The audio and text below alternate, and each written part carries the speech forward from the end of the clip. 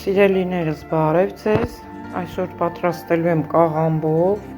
եգիպտացորենով սալատ։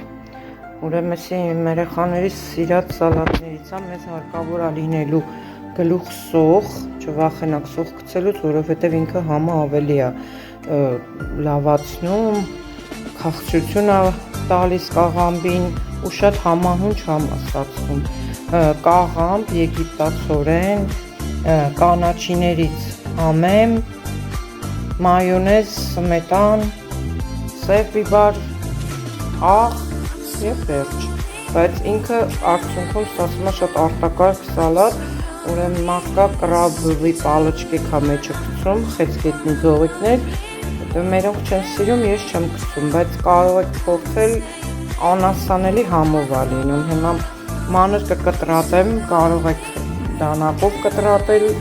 կարող եք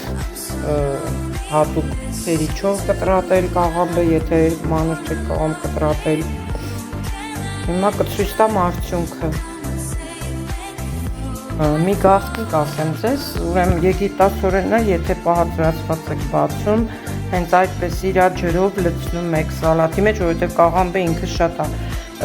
չոր ու մայոնեզն ու սմետանի կարիքը շատ է զգացում։ Դրա համար երբ որ լցնում եք եգիպտացորենը իր մեջի հյութով, շատ համեղ է ստացվում։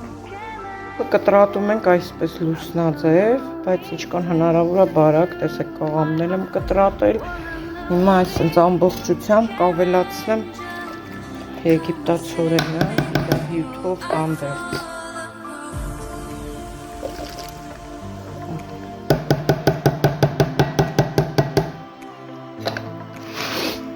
Տեսեք կաղամբից դեռ այսքան էլ ավելացել է, մեկ գլուխը երրորդ մասը օգտագործել եմ, տեսեք, այսքան ստացվելու է սալատը, հիմա գնանք կանաչին լվանանք, հիմնականում այս սալատի մեջ գնում է համեն։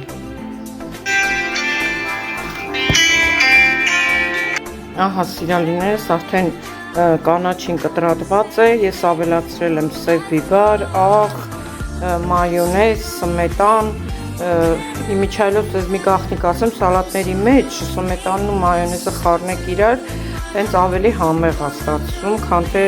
միայն մի բանը օգտագործելուց։ Ահա սալատը պատրաստ է արդեն, շատ գունավոր, աչքին հաճելի ու շատ համեղ սալատ է, անուշ լինի, փորձեք։